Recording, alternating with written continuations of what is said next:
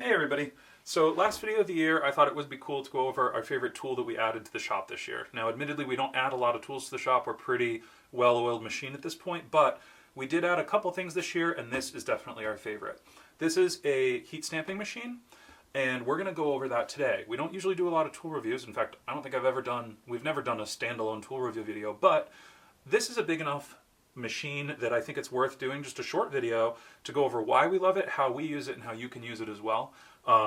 This is the Weaver hot stamping machine. There are other brands that make them. I happen to really like this one, so let's get into it. So this is Weaver's hot foil stamping machine, heat press, foil press, whatever you want to call it. The way that a hot stamping machine works is this is a heating element, and then you have to think of it basically like an old style printing press. So this is Weaver's set of letters that we also picked up, and you can see we have a few of each letter. You pick out what letters you want to spell out whatever, and then you put them into one of these carriers and you lay it out right, and then you slide the carrier into the heating element. Then you turn the machine on, it heats the element up. What I like about this machine is it gives you, where is it? It gives you, if you want to do a hot stamping, it gives you the recommended temperature, and if you do the foil imprinting, it gives you a recommended temperature. Now, these are going to go up and down 10, 15, 20 degrees depending on the type of leather you're using, because one of my favorite differences between hot stamping, meaning not using foil, and cold stamping, meaning just taking your brand, putting it in an Arbor press or a Mighty Wonder, is that you can get an impression on leathers that might not work with just cold stamping. So like a lot of the French leathers that have the coating over top, you can get a really, really nice logo with one of these without using foil, but using the heat alone, where you couldn't cold stamp it. So that's one of my favorite parts of this, actually. The foil's fun, but I like being able to put deboss the leathers that I am not normally able to put a logo into, etc. So I've never done a product presentation, and I hope this isn't meant to be that. I just want to show you guys how this has become a real asset in our workshop. So let's go over how to use it first, because this is the first one I've ever owned and I had to learn myself. So we take the carrier out, and this is where we're going to put our letters and numbers. Now, Weaver sells their own stamp set, which I just showed you, that's really, really nice. If you're anything like me, you've probably grabbed yourself one of these sets they sell on Etsy for $100 that is more meant for cold stamping, but it's essentially the same thing, and these letters also work in this carrier, and they're a little bit bigger. So it's kind of nice to have multiple sets because it's a different font, it's a different size, but if you're gonna just pick up Weaver's set, it comes in a really nice laid out. This is the most important thing. I was like, let's be cheap. We don't need to have that. They offered like a holder for this for an extra $50 that showed you all your letters, and I didn't get it. Massive. It takes what, like 20 minutes to lay out a. It's horrible. This takes 10 seconds because you can use the tongs that it comes with and just pick out your letters, etc. But the only way I know how to teach you guys or show you guys anything is to just do it. So let's lay out a stamp. Let's do Happy 2022, since it's going to be New Year's tomorrow when this video comes out. And we'll get into both hot stamping and foil stamping, and we'll show you how you can incorporate it into your work. Okay, so the way I go about this is I'm going to write the word happy, and then I have all of our numbers here. Laying it out can be a little confusing, just because you're putting it in one way, then you're flipping it over to install it into the machine, and then it also has to be backwards because it's a printing press type layout, essentially. So yeah, so I might get the layout wrong, but I'm going to show you. I always do a check first before I turn the machine on. So the way that I usually do this is I'll grab the letters that I need, I flip them upside down, and I use the corner of my cutting board, right? So that's the H. And I have very large hands. These tongs are like a savior, because these are really hard to hold if you got kind of stubby fingers like I do. A, and then we need 2. And the other thing I really like about this stamp set is that it comes with like a billion different spaces that are all different sizes. So for example, this is a fairly normal space, but if you wanted like a real big space for some reason, look how big that one is. It's like a double. And they have ones kind of in between too. Like they have like a 1.5 size. It's just a really thoughtful set, which I appreciate. Then we're going to add our 2, 0, 2, and 2. So I lay everything out first outside of the holder, like that. Then, what we're going to do is, so to install these into the holder, to hold everything tight, you have these two blocks that have these Allen key screws, and we'll screw these down to tighten everything. The other thing I really like about this set, as compared to a lot of the other sets, is it has, I think these are like 1/4-inch marks, so you don't have to do any measuring to make sure it's centered. All you have to use is all you have to do is use these marks that are already there for you. It's really just a thoughtful little touch. But now that we have everything laid out like this, basically forwards but upside down, is we're going to slide everything into the holder from the back. We're going to start at the last two because we want the stamp to go in this way into this. So I'm just going to, again, big hands. This is not hard. It's just that I have giant hands that are hard to hold it, so I'm probably going to be a little fumbly.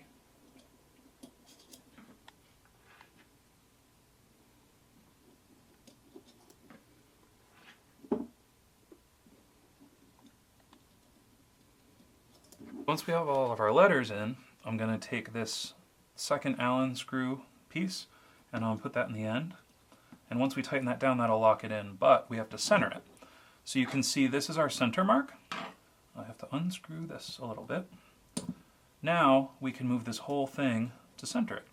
So what I do, I mean, what anyone would do to make sure it's centered, is we're going to just, if that's our center mark, we have 1, 2, 3, 4 on this side, 1, 2, 3 on this side, which means that we need to be 3.5 on either side. So there's our center, 1, 2, 3.5.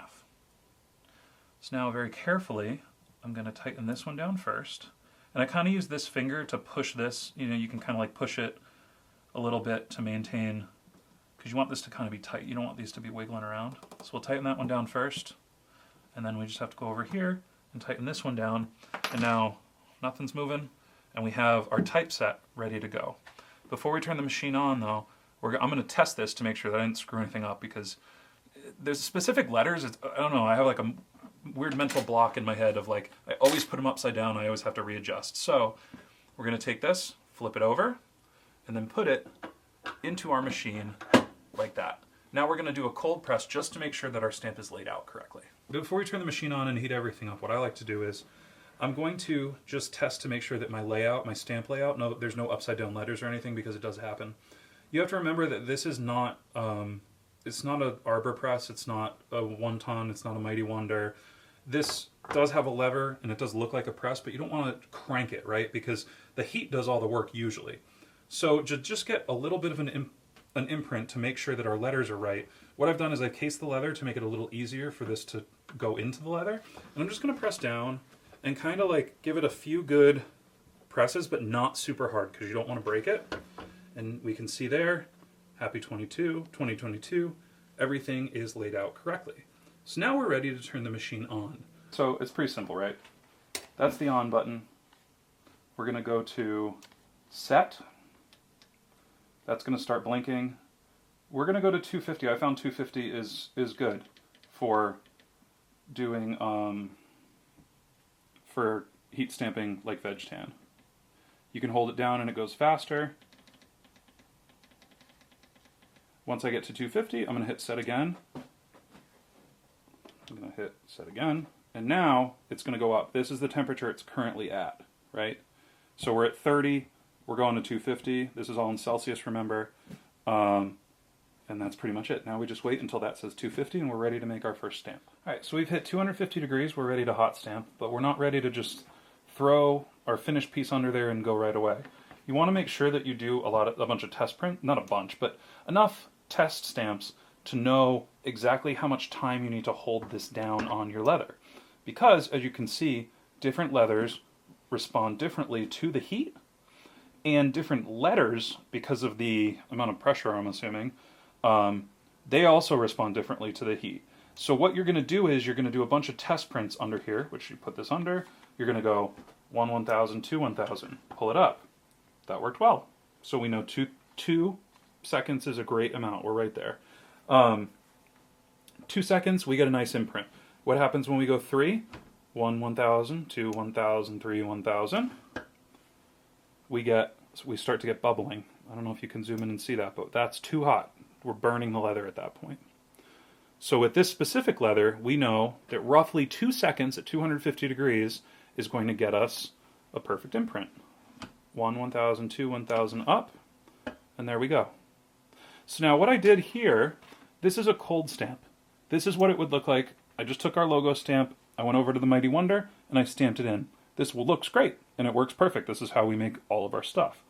But with the hot stamp, I wanted to give you pretty much a direct comparison of what the hot stamp look and the cold stamp look differ, how they differ right next to each other. So I'm going to kind of line that up a little bit. 1,000, 2, 1,000, up. Oh, that came out perfect. And there you go.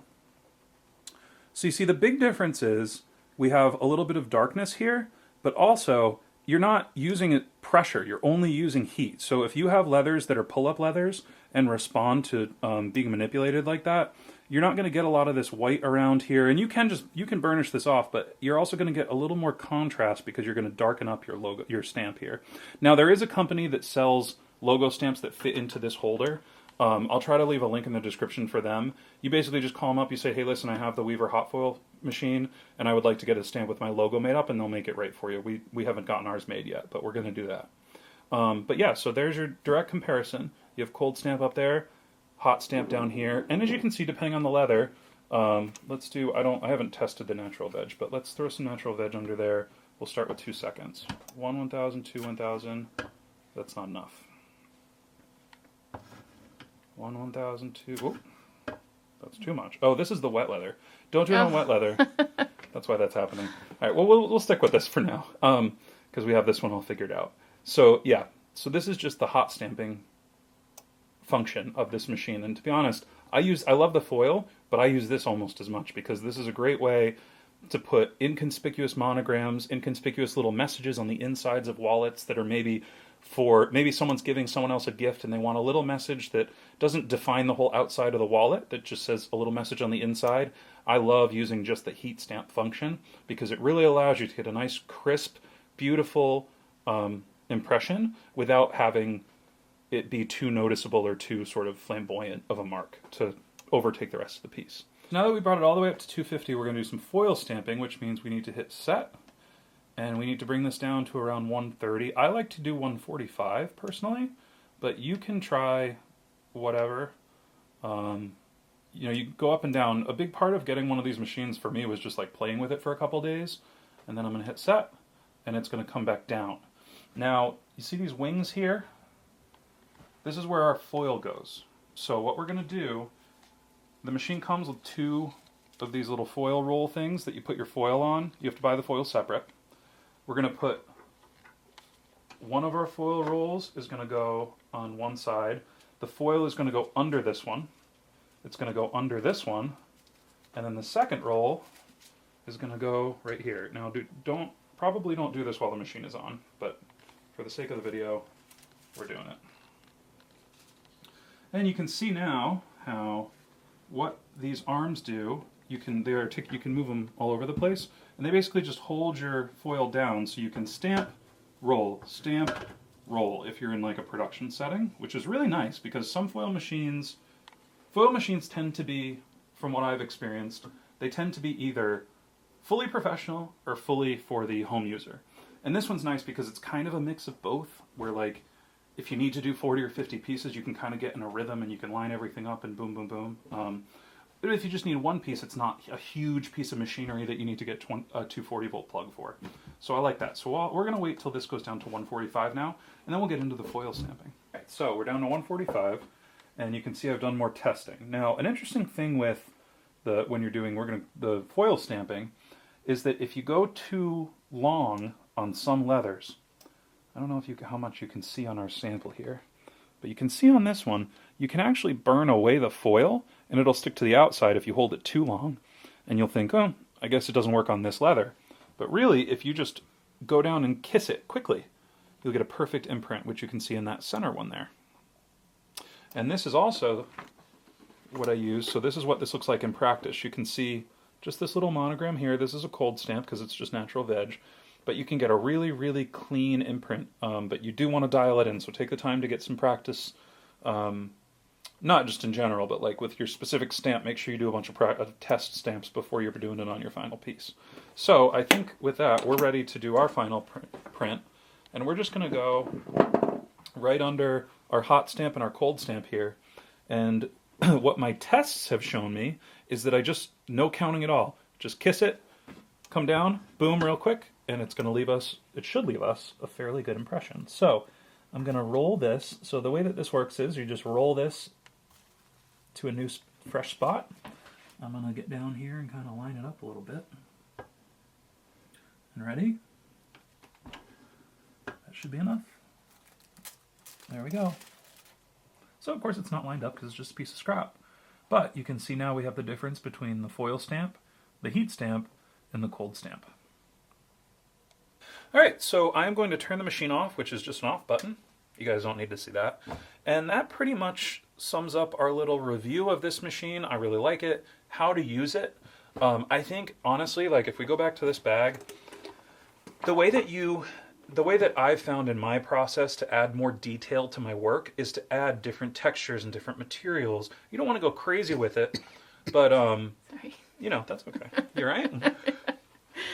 You don't need to go crazy with it, but it really does class it up when you just take a piece that, say, is just made out of natural veg tan, right? And you'll see any of this. And then all of a sudden, you add some brass detail. And then you add maybe a contrasting stitch line. And then when you add two different stamps, it just looks so much more professional because, I mean, really it kind of is. Like, a professional has all of these tools at their disposal, and when you add a tool like this to your workshop, you're not going to use it a lot, but when you use it, and what I mean by a lot is this whole bag took 30 or 40 hours. This was a split second, but it adds such a nice touch that it's totally worth it for that split second. It just adds so much detail to the piece that I'm really, really loving it right now. So that's kind of why it's our favorite tool that we added to the shop this year, because it was one of those tools that was not so much able to take our work to the next level, because this isn't really, it's not like saddle stitching, right? You don't have to learn it. You have to know the machine, but it doesn't take a long time to master, but it adds another color, it adds another texture. It just makes our pieces a lot more rich because we're getting more detail into them by adding a gold stamp or a heat stamp. They make a bunch of different colors of foil too, so you can do anything from opaque bright colors, yellows, greens, reds, blues, to copper, silver, brass, all types of different colors. So that's going to be about it for this video, and it's going to be about it for the last video of the year from us. We'll see you next week as always. It'll just be a different year. And I hope this was informative, both with the press and inadvertently, to kind of give you a comparison between cold stamping, hot stamping, and foil stamping, because those are three big choices you have in branding your work or monogramming your work. I hope you guys have a great new year. I hope everyone's happy and healthy and doing as best they can in these crazy times. And thank you guys so much for watching. We'll see you in the next one.